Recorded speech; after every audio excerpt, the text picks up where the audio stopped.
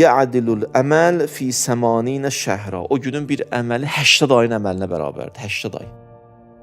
Qədirxum günü inşallah əleyhissalamın bir mədh edərək bir şeir yazın. Elə bir süfrə açıb 124 gün peyğəmbərin hamısı orada əyləşib. Kim o günü oruç tutsa, elə bir bütün ömrünü oruç tutmusan. Allah nəslimizdə əli düşməni qərar verməsin. O gün əməllərindən biri oruç tutmaqdır. Oruç tutmaq.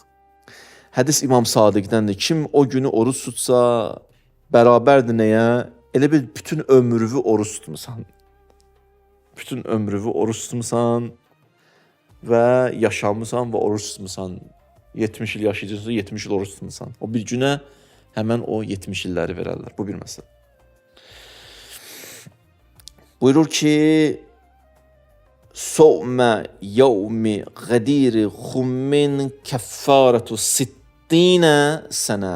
O günün orucu bərabərdir 60 ilin günahının kəffarəsinə. Bu qədər gücü, qüdrəti var. Bağışlanmaq istəyənlər o gün orucundan möhkəm tutsunlar. O gün orucu. Bu iki. Yaxşı. O günün əməlləri. O gün əməllərindən deyəcəm sizə neyini. Amma savabını sizə deyirəm.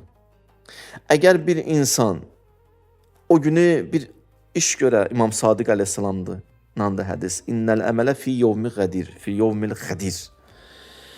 Buyurur ki, ya'dilul əməl fi səmaninə şəhra. O günün bir əməli 80 ayın əməlinə bərabərdir. 80 ay. Bu bir məsələ. Yaxşı. Bu da bir. Orucun dedim, əməlin dedim, ən gözəl bayramdır, onu da dedim sizə. O günün əməllərindən biri nədir? İt'am eləməkdir, yedirtməkdir. Süfrə açasan, qonaqlıq verəsiz. Hədisdə var, mən ətəmə mu'minən. Kim bir nəfər bir süfrə aça, bir yığa, Allah dostlarını bir yerə. Əleyhissalam sevdalılarını bir yerə, əhl-i beyt sevərləri, iman əhlini bir yerə. Kəmən ətəmə cəmi'əl ənbiya və siddiqin. Elə bir süfrə açıb 124 gün peyğəmbərin hamısı orada əyləşib. Əgər kim sizə 124 peyğəmbəri qonaq eləsin, bismillah. Buyurun, o gün Qədirxum bir süfrə aça bilərsiniz. Süfrələr açın. Niyə bunu tapşırıblar? Xüsusi bayram abu havası yanansın. Cəmaat o günü bayram kimi hiss eləsin. Və mən İmam Rızanın da sözünü deyirəm sizə. İmam Rıza özü o tuzda olanda bayram kimi keçirirdi. İnsanlara hədiyyə verirdi. Hədiyyə verir bilirsiniz, hədiyyələr də verin. Və İmam Rızanın tapşırıqları da deyir, xoş üzlə bir-birinizlə görüşün. Dostlar, qardaşlar biri digərini, xanımlar biri digərini ağuşuna alsın, bağrına sıxsın. Qardaşlar biri digərini öpsün, xoş üzlə görüşsün, bir-birinə təbrik desin. Danışanda bir-birinə təbəssümlə danışsın. Hətta hədiyyə almaq istəyirsə ailəvizə yaxşı gündə İmamımıza tapşır, ailəvizə, balalarınıza hədiyyə alın, süfrə açın ailəvizə.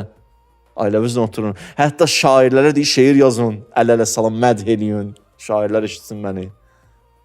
Qədirxum günü inşallah əleyhissalamın bir mədh edərək bir şeir yazın. Və o günün əməlləri də bu qədər inşallah.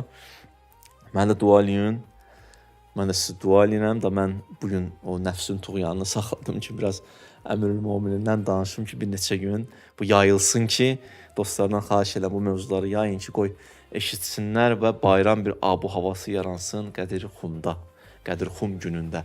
Allah bizi Həzrəti Əmirül-Möminindən ayrı salmasın inşallah. Allah nəslimizdə əli düşməni qərar verməsin.